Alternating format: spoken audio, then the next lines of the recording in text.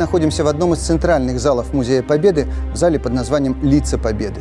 Именно здесь мы бережно храним и представляем семейные истории, легенды и фотографии о всех тех, кто внес свой вклад в Великую Победу. Независимо от того, где они находились в это время. На фронте, в тылу, в партизанах, в сопротивлении, в оккупации. И особенность этого зала в том, что каждая семья, которая передала нам на вечное хранение свои материалы, может прийти сюда вместе с детьми, внуками и правнуками победителей и увидеть их на интерактивных стенах. Это делается очень легко. Нажимается поиск, фамилия, и перед вами в размере метр на метр появляется фотография вашей бабушки. Муж ушел на войну в первые дни войны. Награждена медалью за доблестный труд в Великой Отечественной войне 1941-1945 года. Начало войны застало его в Дагестанской АССР, где он руководил строительством участка одного из оборонительных сооружений. Работали в дневную и ночную смену. Отправляли и принимали целые стопки телеграмм. В 1942 году она также была бойцом-регулировщицей на Ладожском озере, знаменитой дороге жизни. Фашист тут же направил автомат на ребенка. Мама бросилась вдогонку. Я приглашаю вас в Музей Победы.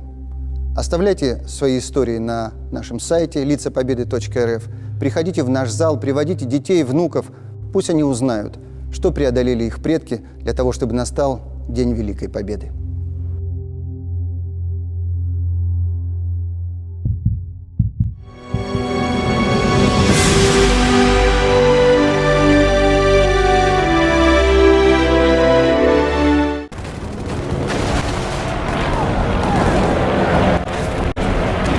Они вместе освобождали Крым с двух разных направлений и встретились только под Севастополем при штурме Балаклавы. Илья Махначевский сначала не поверил своим глазам. Не может быть! Неужели Алексей из Якутии, из родного Мегино-Кангаласского района? Леха Тимофеев! Земляк обернулся, и в следующее мгновение они горячо обнимались, хлопая друг друга по плечам. Завтра, 27 апреля 1944 года, бой за Балаклаву. Они долго сидели, курили, вспоминали родные места. В Якутии уже тепло, почти везде растаял. Наверное, солнце уже рассыпало по полям множество своих маленьких солнышек, подснежников. Казалось бы, что может связывать наш суровый Северный Якутск с далеким Южным Севастополем? Вроде бы ничего, а на самом деле многое из глубины веков. Это якутский полк, бесстрашно воевавший в первую оборону города в Крымской войне 1854-55 годов. Это и улица Якутская, названная в его честь более 100 лет назад, и подводная лодка «Лароса», которая служит России на Черном море благодаря шефству нашей республики. А главное братство на крови. Участие якутян в битве за город русской славы в Великой Отечественной войне. 96 сынов земли якутской сделали здесь свой последний вдох. Нам нужно было найти могилы якутских солдат. И помогли в этом руководители объединения поисковых отрядов «Долг» Марина Гавриленко и Александр Запорожко. Они радушно приняли нас у себя дома, и мы вместе искали места захоронения наших земляков, сопоставляя привезенный список с объединенной базой данных, книгами памяти и другими источниками. Мы слушали взволнованный рассказ Александра, как они занимаются этим благородным и нелегким делом много лет, как раскапывают места кровопролитных боев до сих пор, как проваливается при раскопках рука, и порой не понять, чего в траншеях больше – человеческих костей или сырой земли. Поисковики мечтают, чтобы все, безвестно канувшие, обрели свои имена и вечный покой. Это один из районов Севастополя – Балаклава. А вот на месте этих виноградников шли ожесточенные бои, и после освобождения Балаклавы наши войска пошли на штурм Сапун-горы. Там Сапун-гора, а за ней Севастополь. И мы сейчас едем в Балаклаву. Там 27 апреля 1944 года погиб рядовой отдельной Приморской армии наш земляк Алексей Николаевич Тимофеев. Там он захоронен в братской могиле. Это Марина и Александр помогли нам установить, что наш земляк из Мегино-Кангаласского района захоронен в братской могиле возле школы на восточной окраине Балаклавы. Даже место и ряд указали. В срочном порядке мы заказали и установили памятную плиту нашему воину. Как положено, поставили фронтовые 100 грамм и угостили героя якутскими оладьями. А родную землю рассыпали по братскому кладбищу с благодарностью всем, кто не дожил до победы. Еще 6 воинов-якутян мы нашли в другой братской могиле под Севастополем. И, может быть, когда-нибудь в Севастополе гордо вознесется к небу якутский мемориал, на котором будут высечены имена всех, кто не вернулся домой. Бой за Балаклаву был страшным. Фашисты сильно сопротивлялись, но отступили. Короткая передышка. Илья взял с собой побольше табаку, чтобы встретиться с земляком. Долго искал его. Нашел. Алексей лежал с пробитой грудью. «Леха, Леха, вставай! Проснись!» Илья трепал его за плечи. Из глаз капали скупые мужские слезы. Еще в Севастополе нас не покидала одна мысль. Но во всей Якутии не осталось живых хотя бы одного героя-севастопольца. И после долгих поисков мы нашли его, Илью Аполлоновича Махначевского, в поселке Балыктах Мегино-Кангаласского района.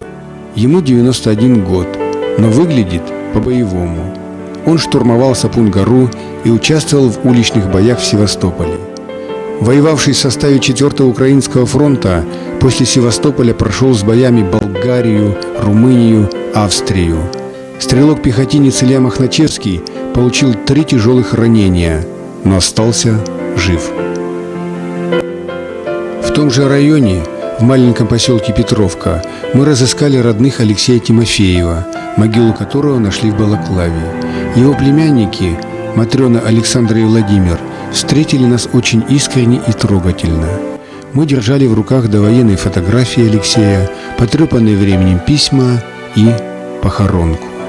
А теперь они знают, что у их дяди Алексея Николаевича Тимофеева есть свое вечное место на земле, за которую он отдал жизнь.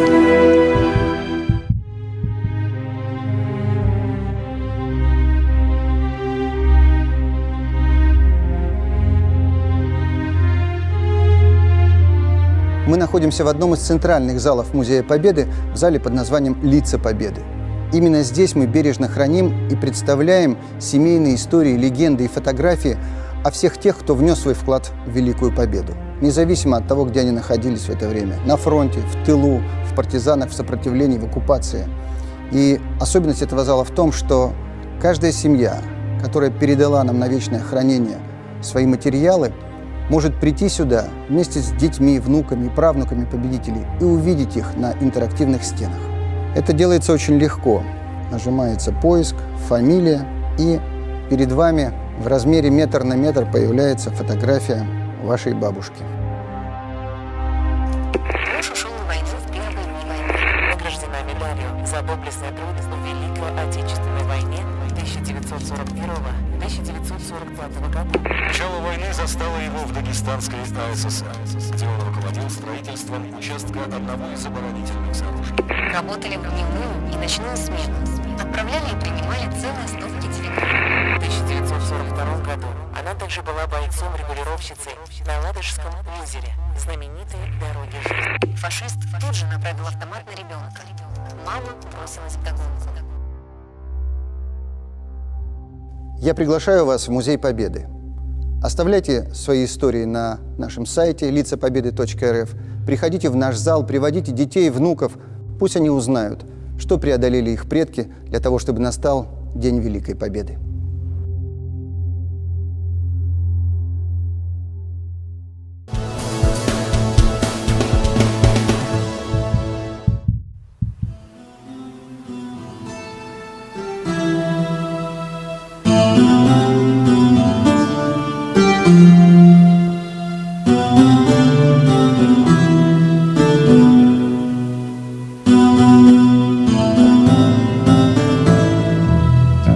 Огни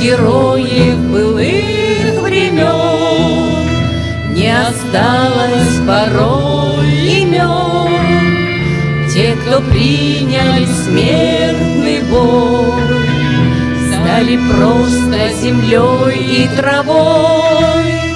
Только грозная доблести поселилась в сердцах живых. Этот вечный огонь нам завещанный одним, мы в груди храним. Погляди на моих бойцов, целый свет помнит их в лицо.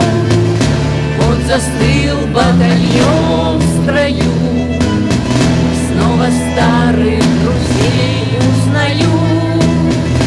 Хоть им нет 25, трудный путь им пришлось пройти. Это те, кто в штыки поднимался как один, те, кто брал первый. Нет в России семьи такой, где не память